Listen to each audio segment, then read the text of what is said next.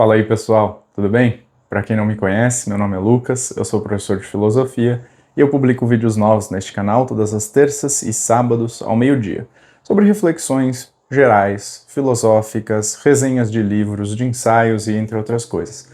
Por isso, se esse conteúdo for útil para você, considere deixar um like e se inscrever para acompanhar os próximos vídeos. Mas indo ao que interessa, no vídeo de hoje eu vou ser um tanto mais breve porque eu tô de mudança e eu não tô com muito tempo, mas eu não gostaria de deixar sem vídeo nenhum, né? E eu gostaria de comentar com vocês, de maneira bem rápida mesmo, sobre um vídeo que eu vi não faz muito tempo no YouTube, que era um corte de um podcast em que um professor de filosofia conversava com o apresentador, que era um leigo em filosofia, tá? Uma pessoa que tinha a sua própria área de especialização, né? Tinha os assuntos dos quais ela era entendida, né? Que ela compreendia melhor, mas em filosofia mesmo ela era um tanto leiga.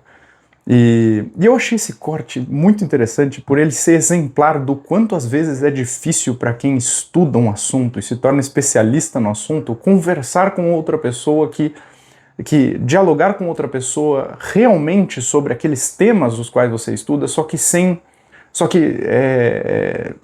sem tornar-se complexo demais, sem, digamos assim,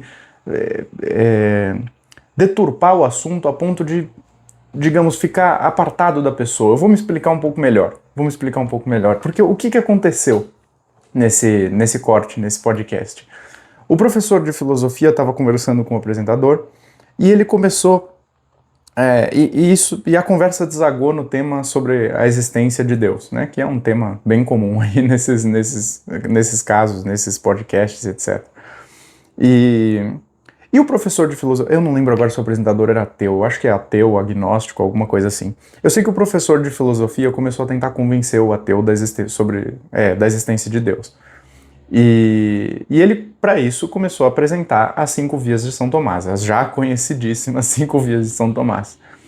E o que ele fez, né?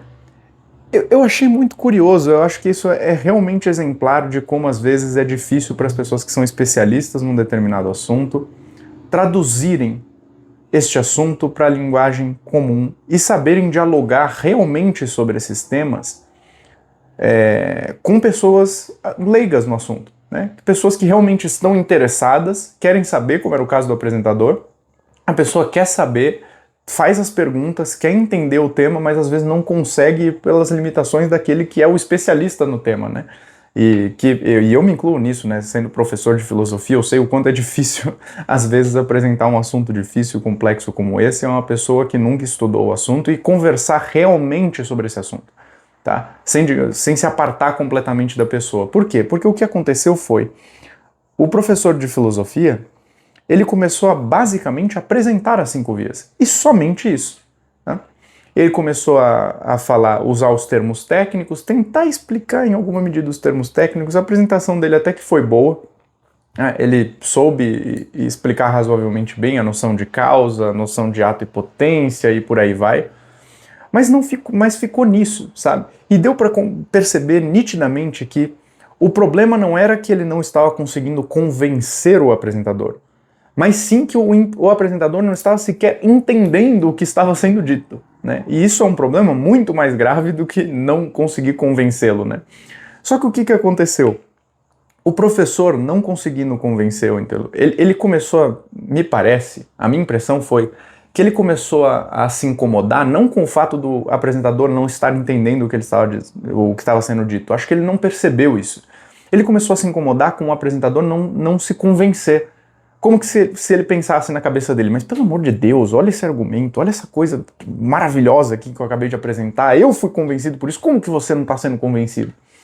E qual que foi o próximo passo dele diante disso? O próximo passo dele foi complexificar ainda mais o argumento.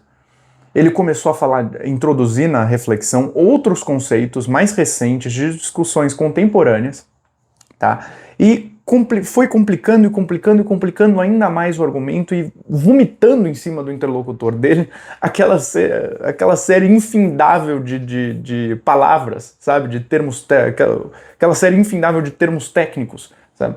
Isso só foi apartando ele cada vez mais do interlocutor. Deu para ver nitidamente que o apresentador não estava mais entendendo bolhufas e já não estava mais ligando tanto também, já estava meio que de saco cheio de ouvir essa conversa e tentar ser convencido por um negócio que ele não estava nem sequer entendendo. E eu achei isso extremamente paradigmático do quanto é difícil para alguém que estuda bastante um determinado assunto saber conversar sobre esse assunto de maneira simples, tranquila, sabe? De maneira normal, com uma pessoa que não tem estudado esse assunto. Sabe o quanto é difícil você levar a filosofia do estudo técnico, dos conceitos, dos argumentos, dos raciocínios, para a dialética, né? Para o diálogo que se faz com uma pessoa, né? Aquilo que Sócrates fazia. Que, assim, sendo bem reto e direto, na minha percepção, é muito mais importante do que qualquer outra coisa na filosofia. Este diálogo franco, honesto, sincero, em busca da verdade com o seu interlocutor ou consigo mesmo. Tá? E esse é o ponto. Acho que às vezes a gente se esquece, sendo professor, né? A gente se esquece que o interlocutor é uma pessoa viva, com suas próprias dificuldades, tensões, imperfeições, incompreensões, uma série de coisas diferentes, né? E que simplesmente vomitar para eles aquilo que nos encantou e nos pareceu extremamente claro, não vai ser o suficiente, porque não vai encantá-los e parecer claro, meu Deus do céu, travou completamente, mas não vai parecer claro a eles também, né? E em parte porque eles não detêm os pressupostos necessários para compreender a questão.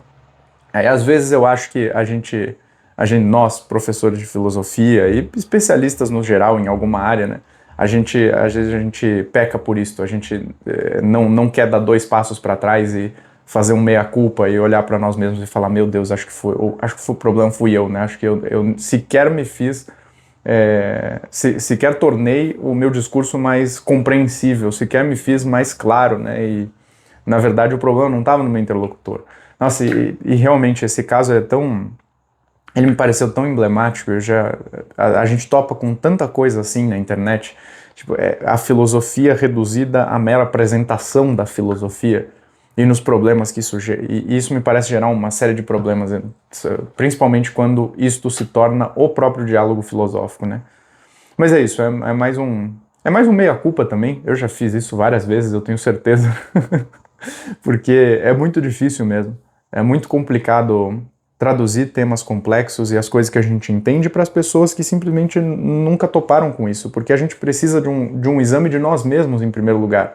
A gente precisa entender o que foi que eu precisei compreender antes para que eu compreendesse isso. Para aí, então, esclarecer aquilo que vem antes para a pessoa com que você está dialogando. E se isso não acontece, fica muito esquisito mesmo, como o caso desse corte que eu falei. É como se o professor estivesse conversando sozinho. O interlocutor dele não existe. Ele estava falando e vomitando assuntos e temas e tal, como se o interlocutor simplesmente não existisse, né? Mas é isso, pessoal. Como eu falei, uma reflexão mais breve, mais curta. Eu tô aqui com várias coisas para fazer, meu quarto tá uma zona, preciso arrumar tudo aqui. E é isso, eu volto na terça-feira com um vídeo mais bem preparado sobre resenha de livro e etc, né? Daí eu vejo o que eu vou fazer e volto aqui na terça-feira com vocês. É isso, pessoal. Não deixem de me acompanhar no Substack e no Instagram, né? No Substack eu publico ensaios de filosofia e também algumas reflexões filosóficas. Tem a coluna semanal que, se Deus quiser, vai sair. E tô planejando ainda melhor como é que eu vou encaixá-la na minha rotina. E também tem o meu Instagram, onde eu publico um pouco dos bastidores da minha vida de estudos, digamos assim, tá? E é um pouco difícil ficar publicando todo dia no Instagram.